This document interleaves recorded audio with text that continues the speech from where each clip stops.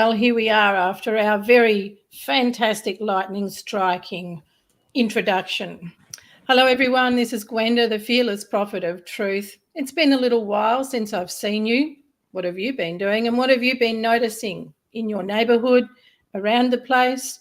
What have you been saying to people about things that you are noticing?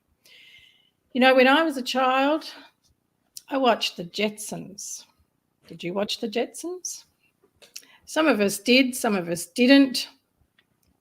But the Jetsons was funny because I would look at those cartoon characters that were wearing a watch on their hand that they could call people on and see them. Now, that to me as a child was absurd. And what do we have today? Watches that can do everything a computer can do. So what was the message in that show, The Jetsons? You know, we've had lots of our way of life disturbed in this last 4 years, and we've seen things come to life that we may have seen in cartoons, in movies, read in a book. The recent thing that has got everybody questioning is digital ID. And that kind of took me back to a book that you may all know, and that is George Orwell's book, 1984. So a lot of students had to read that book, but it said that they read it and soon forgot it. But by gee, it came back to life in 2020 and 2021. It was a hot topic. And there was lots going around the internet that referenced 1984. Why was that? Are you aware of it? Another show that comes to mind is the ridiculous reality show. You can see I wasn't a fan. Big Brother, staged out of Queensland. I believe there was also a sister show to it out of the USA. But was that not enough for people to go, really? I don't know that I would want to be watched 24/7. Or was that reality show to give you a taste of what was going to become real for you? Have you ever thought about that? You know, so many of the movies, books and things over the years, I mean, the George Orwell book wasn't written in 1984. It was written in something like 1949 or maybe even earlier. But that's not the only book or show. There's another one that maybe you haven't heard of, but it was very popular in the early 90s, and it went through to mid-90s, and it's called Persons of Interest. If you haven't watched that TV series, I would strongly suggest that you go and have a look at it. The basis of that show is a man who decided he wanted to do something that was going to help the level of criminals on the street and keep people more secure. So he created a machine that had facial identity, facial recognition. His intention was good, but then the government decided, and some other agencies, that they could use it for different purposes. Facial recognition of everybody on the street, targeting people who had done nothing. All of these shows have a very big message. So my guest today is Paul Conlon. Paul is the author of a soon-to-be released book called Digital ID. He's an engineer, product manager, author, ex-army officer. But one thing Paul and I share is being freedom advocates. Paul is a freedom advocate on a mission to empower the individual to step up for their responsibility and ownership of their lives. And you know what? Everything changes when each individual takes that empowerment and moves forward. So in our fabulous conversation today, I'm going to bring you some amazing insights. And it's my greatest pleasure to introduce you to Paul Conlon. Good morning, Paul. Good morning, Gwenda. What a heartfelt introduction. I'm blessed to hear that. It's my privilege to be joining you today. It's a thrill to have you on, and this topic is a fantastic topic, and more so that you have put something out there that is going to be able to be like the 1984 George Orwell book, and generations will still be talking about the Paul Conlon book from 2024 as they do George Orwell's book, but on a very different level and for a very different reason. What I'd like you to share with us first, Paul, is what is identity and why does it matter? Yeah, that's one of those questions, Gwenda, that's very easy to ask and very difficult to answer, actually. In fact, that question alone was one of the reasons why I started writing this book, because as I started to study the topic of identity, particularly related to digital ID, I realized that we as a species don't really understand what our identity is. And I can go into some details about why that is. But the overlay, I think, behind the book is, and certainly in my experience, is I found a lot of people have this general hesitation about digital ID. Common people who aren't necessarily technical, there seems to be this thread of suspicion about it, perhaps even uniquely among all the various political topics that are unraveling at the moment. Yet the only thing I sort of saw in public discourse was, in terms of an argument against digital ID, is we don't want to adopt China's social credit system. That seemed to be the only example that people would run to, and I don't blame people for that. It's a bit of an abstract topic, and so I essentially wrote the book, at least in part, to walk through from first principles as much as I can. What is identity? Why is it valuable? And how does that lead into the fact that digital ID is, in my opinion, very dangerous? So, yeah, what is human identity? A short and quick answer is it's the way that we express ourselves in the physical world. And again, that's a fairly abstract kind of concept. Yep. And what I found through my study of human identity is that it's very tightly coupled or linked with our lived experience. So as we radiate our identity into the world, it enables people to have influence over our lives. And that's unique in my experience. There's no other aspect, there's no other type of data that I've found that has that coupling to our lived experience. So I did a little bit of research, obviously quite a bit of research, and I found that in the public space, there's quite a broad spectrum of opinions on what human identity is. And I'm not sure if you're aware of Dr. Zach Bush, the intrinsic health advocate. Oh, no. Okay, he raised a very interesting question about identity. He said he's seen, and I'm sure many other physicians have seen, people die, and as defined by the absence of brain activity, respiratory function, heartbeats, and then sometimes they just inexplicably return to life. Now, importantly, they don't return to life as someone else. They don't have different political views or speak other languages or have different memories.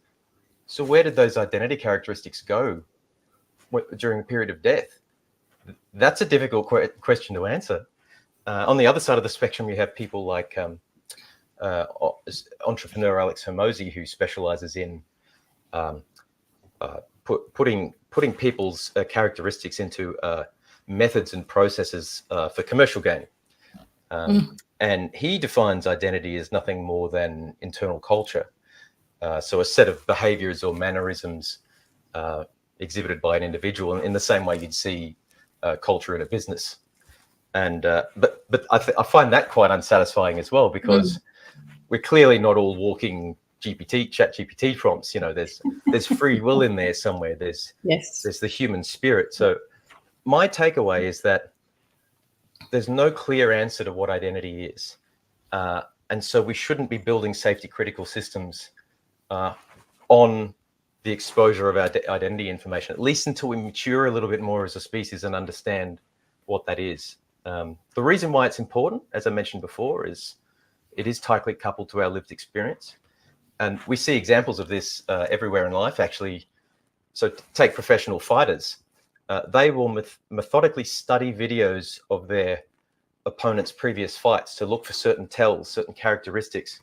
You know, this opponent I've got coming up favors a left hook, and I can use knowledge of that characteristic about them against them, and that can be lead to direct benefits like prize money and prestige. And poker players, their whole career is predicated on not showing any identifying characteristics, any tells, as the term goes, because that can be used against them. So they're just basic examples of how our characteristics can be interpreted by other people and be used against us, usually, in ways that we just can't predict. So prevention is better than cure in many cases. And I devote the entire chapter to identity in my book, and hopefully that serves to educate people enough about how important and ill-defined identity is, to the point where they understand that we shouldn't be giving it away so freely. There's so much richness in what you've just shared with us. There's a lot to take in. And I think that this is a really important part for people to get their head around when it comes to understanding digital identity. Because from what you've been explaining there, and the two fellows, Dr. Zach Bush and Alex Hormozy, was it? Hormozy. Even there's two very different perspectives, if you like, and one's a little bit more harsh, a little bit more clinical, business orientated, and we are not that. We are a living, feeling being, an incredible physical creation, and not one of us is the same as the other, even though people love to say, oh, you look just like your great-grandfather, or you've got your mother's big hips.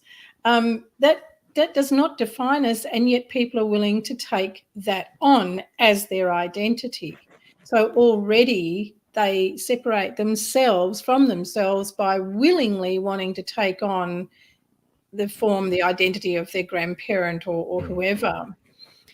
One thing that you did say was, as we radiate our identity, we are affected by others. Would you like to tell us a little bit more about that? Yeah, I mean, so there's an intrinsic spirit that we all carry with us, but that's not tangibly manifested with the senses that we have. All we can see of other people really is the echoes of that spirit, what we can see with our eyes and hear with our ears. But those echoes are tainted by our own experiences. So I'll give you another example. My wife's hairdresser comes from New South Wales, and no one would know that about her except for the fact that her car, when she moved up, had New South Wales registration plates on it. Now, at the period of time when the border was closed between these states, people saw that number plate from a southern state and imposed upon her, just this lady they didn't know driving around in a car in public, imposed upon her their prejudices, their fears, their past experiences. And she had an instance, at least one, where people actually threw glass bottles at her car as she was driving around because of the identifying nature of the number plate. Now, that number plate represents many aspects that we are radiating. You may have had a bad experience at one point in your past with someone who wore a black shirt, and here you are talking with someone in a black shirt, and you might not even, I'm sure you would be, but many people might not even be conscious of the fact that they have a collection of experiences that they've accumulated, and that there are prejudices that we carry with us, and they can be attached very easily to what we see and assume about other people. So it's a very interesting characteristic about our species. Because we don't really know who we are, the best we can do is pigeonhole and characterize certain characteristics and try and put square pegs into round holes, and I'm a this or I'm a that, and we have these labels. And then once you get into labeling people, you go down the dark path of dehumanization, which generally doesn't lead to good places. No, you're one step ahead of me there, Paul. I was going to say, so in our introduction, talking about Paul is an engineer, Paul is an ex-army officer, Paul is this. all labels, nothing to do with who Paul really is. And often when you're introduced to someone, people say, "What do you do?" And hardly anybody responds with what they do. They immediately plant labels on themselves. "Oh, I am," and they own it. And there's also been, this is a big part of this conversation, because there's been a big push about ownership. Owning this, own your work, own who you are. But it's not being driven from that intrinsic essence, the spirit of you. If someone has done a lot of inner work, as it's called, really gone to introspection and wanted to peel off those layers of labels and who they believe themselves to be, then they find a whole different being. I'm not going to say an identity, because it's not an identity. Identity is something that has been put upon us, that has been taught to us, and now here we are faced with digital identity. Paul, what would be the difference in digital identity and in the fantastic work in your book to open minds and offer different perspectives on these things, so people go, well, they've had it all the time anyway, because I've got a driver's license, I've got a tax file number, I've got a Medicare card. So what does it matter?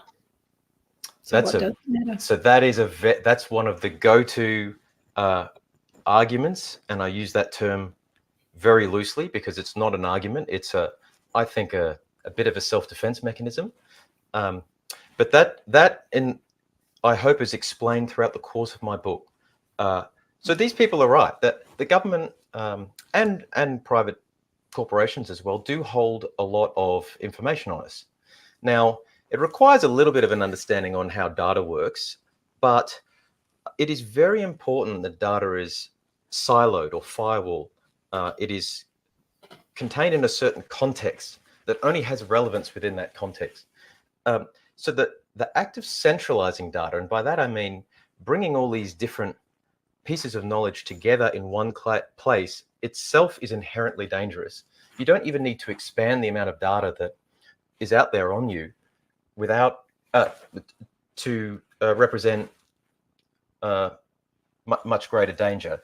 And there are various reasons for that. So in my book, I go through history to try and make the case of why centralization is particularly nefarious. And it's actually one thing that I found that was identified throughout history as something that is inherently dangerous in itself. So in my book, I use my family's history in Nazi Germany, where identity was weaponized by the government quite novelly and uniquely, actually. And one of the examples that I use in the book is the case of when the German army occupied new territories. So here speaks to the value of identity. The first supporting people behind the army when new territory was conquered was census takers. They immediately came in, segregated people, and acquired as much information as they could on the land and the people within the land that they've just conquered. Now, at the time, information was stored in analog form. It was very segregated. It was hard to access. It was slow. And so it required laborious efforts from people sympathetic to the cause to bring all of this information together. And I'll give you another example. One of the types of information available at the time were kind of court records. But court records, court cases are very tightly scoped. They hold information, trial evidence specific to the particular case. Religion, for example, or many other areas of our lives, if it wasn't relevant to the case, it just could not be found in those court records. But when we talk about centralizing identity, you link your court records up to your driver's license, up to your employment history, up to everything else. And there is a wealth of information that can be extrapolated just from bringing those things together. It was identified in the Australia card of the 1980s, which you probably remember. That was the centralization of data was identified as a threat in itself. So unfortunately, the people who try to maybe hide behind the fact that there's already this data out there, so why bother, I think are fundamentally missing the point and are perhaps looking for excuses to not face some rather difficult questions. Yes, or is it more a case of if I stay ignorant, I'm safe? I prefer to be ignorant. I don't really want to know. I've heard people say this in the last 4 years. I don't really want to know what's going on. It doesn't bother me, which astounds me. But that, again, is another defensive action, defensive position to take. And I think the other thing too is the complacency. It's on. What does it matter? What are they going to do with it? It doesn't matter. It does matter, doesn't it, Paul? It does matter a lot, not just for us now, but our future generations. Now, you spoke briefly about your family history being in Nazi Germany. So this book that I can't wait for it to be released is going to be incredible. But what was it? Among everything else that's gone on the last 4 years, I'm sure it's not just the last 4 years that brought you to write this, but what was it that really, what runs deep within you that has brought this into play? Oh boy, that's one of those where do I start type things. I have very fond memories of my grandmother, who was a teenage girl who lived in a German town, then on the Polish border, and actually told me many stories when I was growing up of those times. And she remembers September 39 when she heard the tanks roll into Poland. She was physically there at the start of World War II. And she, in later life, I realized that she was educating me about certain fundamental features of life without me even knowing it. And I use one quote from her that I remember from my childhood. I can't remember the context. I was at her house and I was a fairly young boy, and I'd made some comment about something, and she said, "Don't trust governments at about that pace." And that just struck me like a truck, knowing her history and the fact that she carried that through her life. So as best I can sum it up, my experience with her character and what she was generous enough to convey to me before her passing was that you do care about your identity. You do care about who knows about it, and you do care about your freedom. And these things are all interrelated. And I don't think anyone has a particular argument against that. And I'll tell you why. We all have preferences. So I might like to get up at 6 a.m. and have a black coffee before going to the job that I've chosen, and return to the house where that I've chosen to buy in the suburb that I like to live in. All of these preferences I can enjoy in my life because I have some ability to manipulate my life and turn my desires into reality.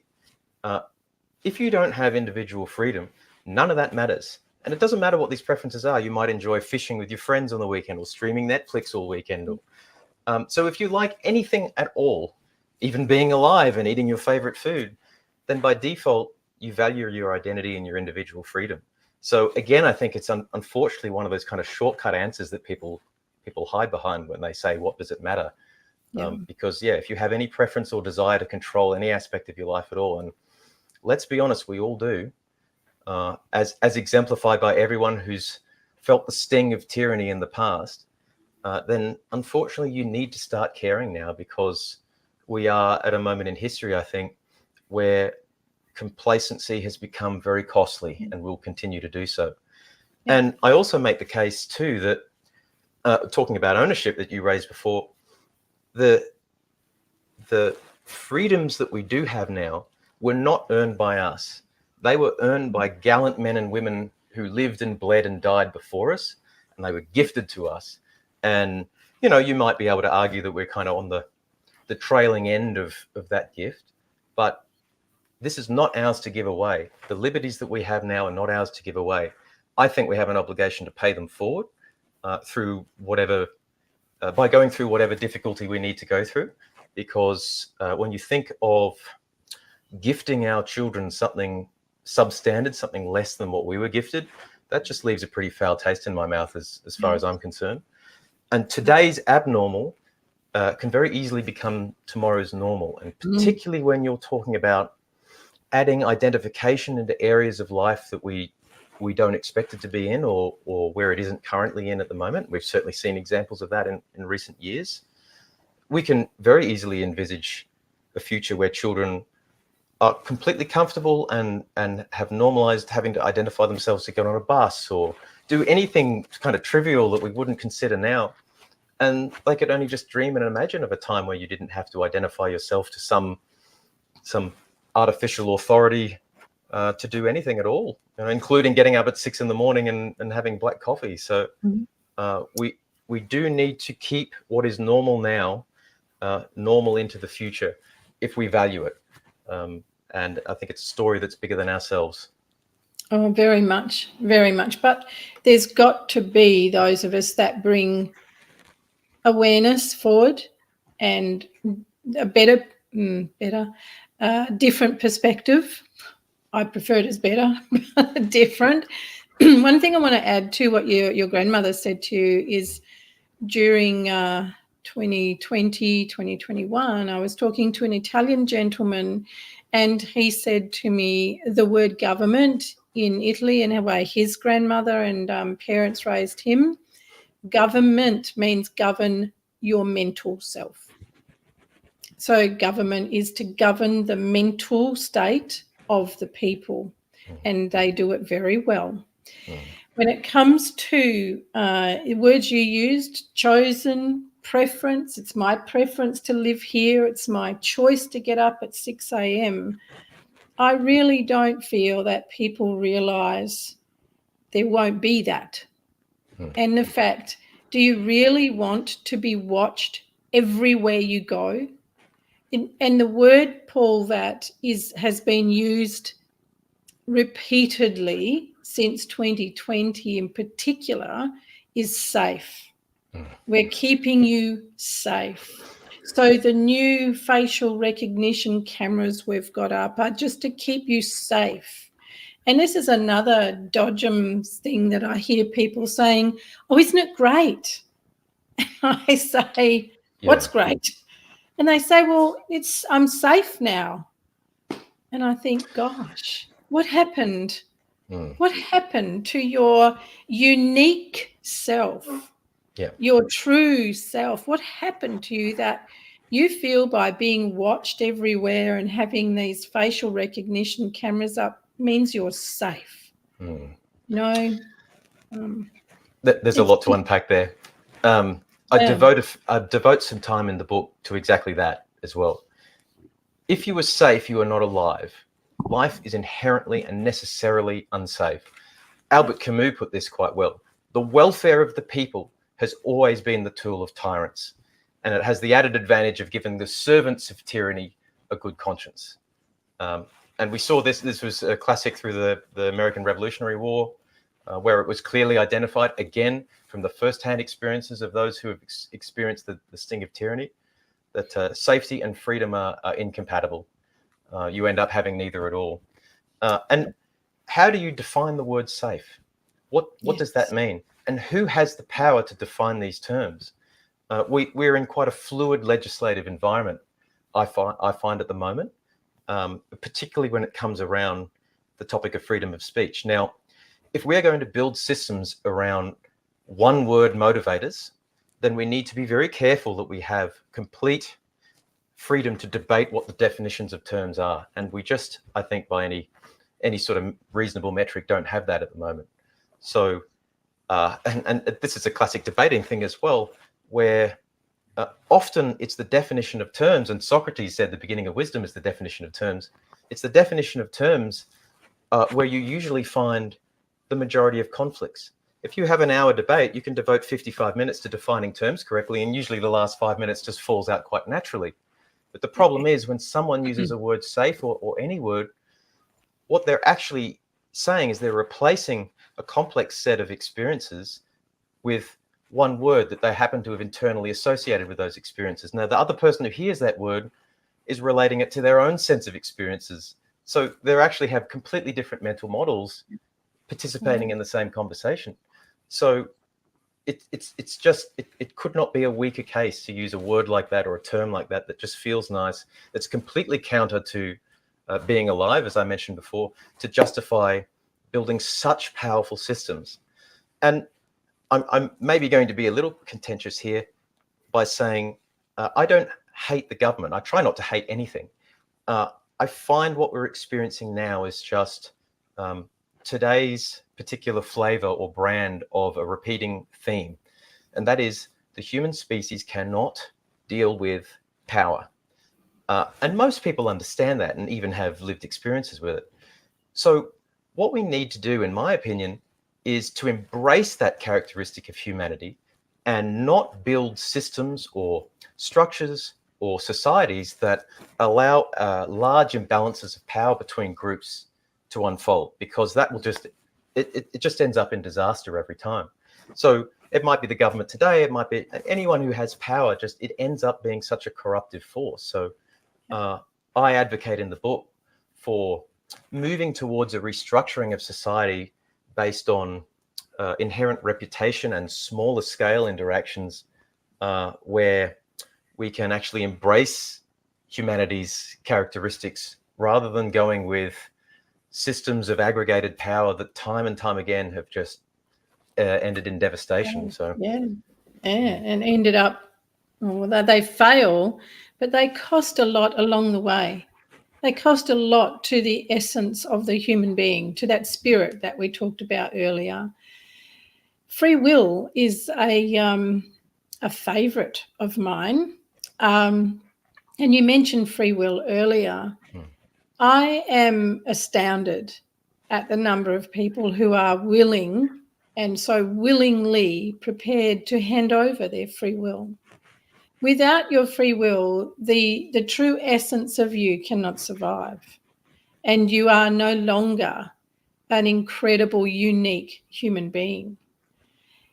The one thing that I would really like for people to take away from our conversation today, Paul, is for them to have a greater idea of the implication of these identification policies on them, their families, and their future. What have you got in the book about that? Yeah, so that's a very important point, actually. I devote another chapter to technology because I think generally people are fairly tech illiterate, at least in regards to what happens behind the scenes. And this is one of the unique cases that we experience this time around, let's put it, because it's the first time we've had high-speed digital systems. Now, I've noticed that there's this general tendency to conflate the word, again, one word, digital, with cleanliness, with superiority. It has, I remember when they were phasing out VHS and moving to DVD, and they used to run these advertisements where they showcase the audio and visual superiority of digital technology. And, you know, ever since then, people have just, and they're quite right. You know, I remember the crackly phone call, tethered analog phone calls of the past versus what we're enjoying now. So I get that people have an association of digital technology with immediacy, with benefit, with all these positive things. But I thought it necessary to ease people in with a bit of a crash course in engineering and uncover a little bit what digital data is. Now, the way I explain it is that these digital systems have certain properties that we haven't seen in the past, and I run through some of their characteristics. But what we have now is a system where when data is captured, it is immediate, it can be global in the blink of an eye, and it is permanent.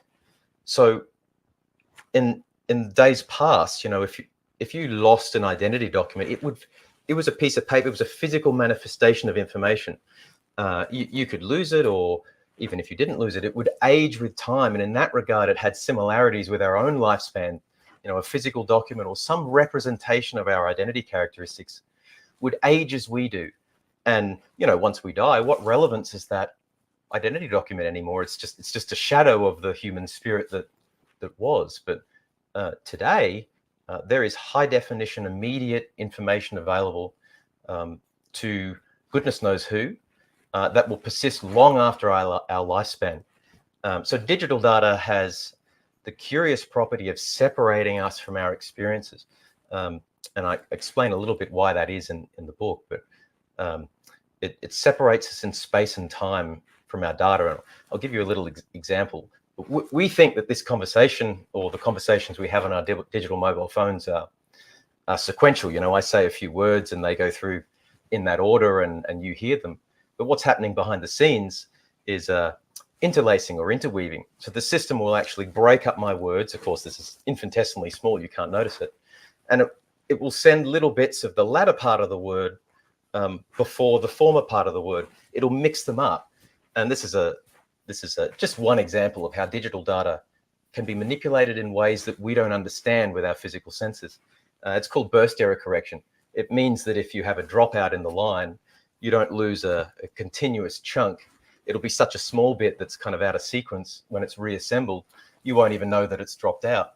I mean, again, that's a great benefit, but I use that as an example to help people think about the nefarious side of digital data, or how it could be weaponized with permanence in the future, because there's no real way to relate to digital data with our lived experiences and our senses. They're very much analog and linear. They're the VHS cassette that you had to rewind to return, as opposed to the streaming service where you can just jump halfway through. So I think there is a general case of digital illiteracy. There's this unfortunate association with cleanliness and better. And as an engineer, I make the case that it's very rarely, if not never, the case that something is just uniformly better than, or universally better than something else. It's all about costs and trade-offs. We need to understand that if we're subjecting the echoes of our human essence into these monolithic, centralized digital infrastructures that will far outlive us, we need to understand what the implications are. And I just, no matter how many mental gymnastics I do, I just can't see the trade-off being worth it there. You know, saving a little bit of time going through a smart gate at customs, or generally it's the kind of abstract safety and convenience aspects that are on the plus side of this. And I just can't see, you know, when you actually look deeply at what's happening behind the scenes, that outweighs the potential dangers, especially when I make the case that identity is uniquely able to be weaponized against people. That's a talk all in itself, isn't it? And it's a very important part of this. But I do love those two words, costs and trade-offs. There are costs and trade-offs in this that I don't think people have really considered enough, what it is going to cost them and what will trade it off. And you were talking about digital data and our own identity. Now, I'm not sure how many people realise you no longer have a title to the home you thought you bought. Once upon a time, you very proudly had the title to your home. You don't have that anymore. It was taken away a long time ago, and it's only when you might go to the bank, who is supposed to keep your title with the mortgage, that you'll find that they'll say, "Oh, we don't have it." You're like, "Well, where did that go?" "Oh, well, it's all been centralised. It's all gone to Landgate." Good words, Landgate around here. So all of these little things have been seeping in and moving in on us behind the scenes without realising. And then this faster technology, I'm astounded to hear the words that you said are being used for it. I was like, oh my gosh, this just does not align with what it is to be human, what it is to have this human experience. It's unreal. But Paul, there's been such a treasure of information, and it's more than information. I think we are overloaded with information. But you've raised some fantastic things for people to be able to have a greater understanding of digital ID, and having this conversation opens the door for the opportunity for people to go, oh, I hadn't thought about that. And maybe my reliance on the government making me safe isn't such a good thing. Maybe I could be more responsible for my own safety. And maybe being watched everywhere I go is not really what I want to do when I get up at 6 a.m. to have my coffee. There is so much, as you know, from writing your book that this topic covers, and we've only just begun today. So, Paul, as we close off today, is there anything particular that you would like the people to think about? And also, please let us know how anyone can reach out to you that might like to have a conversation with you or might like to get one of the first copies of the book. Yeah, it'd be my pleasure, Gwenda. I guess if there's one piece of low-hanging fruit I'd like to leave with someone, or anyone who's interested in just devoting some thought to this topic, is the issue of biometrics. So unlike passwords or email addresses that, when they're leaked, or phone numbers or driver's licenses, all of these things can be replaced.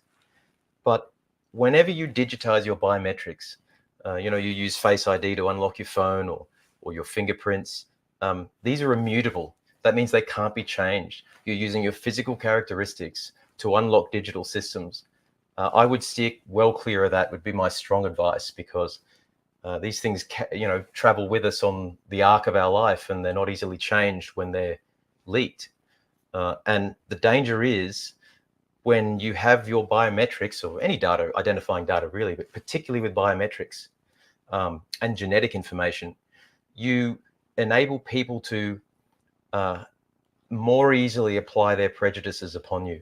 And I'll just, before I move on to how people can reach out to me, I'll just leave you with one other thought. And again, this comes from my study of Nazi Germany and labels. So in 1930s Germany, they had a term called antisocial.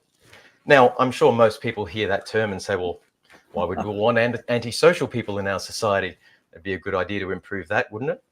But if you were labeled antisocial in Germany, you were subjected to egregious human rights violations. So the forced abortion, sterilization, child confiscation, marriage annulment, slave labor, and of course, murder as well. But the definition of that term, the power to define that term, was placed in the hands of the few. And antisocial ended up being defined or covered conditions like epilepsy, mental disabilities, alcoholism or depression, which were all quite understandable at the time, and a wide array of other things that were loosely interpreted by the police on the street. So you would wake up every day and not know whether your characteristics fit the criteria for arrest or any of the other things that I just mentioned under that one label. So I just make the case that prevention is better than cure here. And I would be very careful about biometrics. So yeah, that's a good place to start. I think I would avoid that before you, as a segue to learning a little bit more about the importance of your identity. In terms of reaching out to me. Sorry, Gwen. I'm glad I trust my instincts, because when new phones and things asked, put your thumbprint or your face, I was like, no, I don't think so. And I just had this thing that, no, it's not what I want to do. Now I understand why. So thanks for that, Paul. Good instinct. How can it saves you 2 seconds. Sure. So the best is probably my website. So it's paulgconlon.com, or you can go to citizen1onebook.com. It's the same site, and you'll find my socials link there as well. Basically, Paul G. Conlon on all the popular socials as well. And I'm quite easy to happy to connect with people, help them on this journey, and spread awareness of the importance of this, because I think self-sovereignty and understanding the richness of our identity just invariably will lead to a better life. Absolutely. I would love to leave people with a better life. Yeah. Yeah. Well, thank you very much. I'm looking forward to having you back. I've got a couple of people that we're going to have a panel discussion with on this topic in the next couple of months. So looking forward to it. Thank you. Thank you for everything you've brought to the world today, because, we are out there in the world. You have a wonderful day, and we'll see you again soon. And to you, Gwenda, my pleasure. Thank you very much.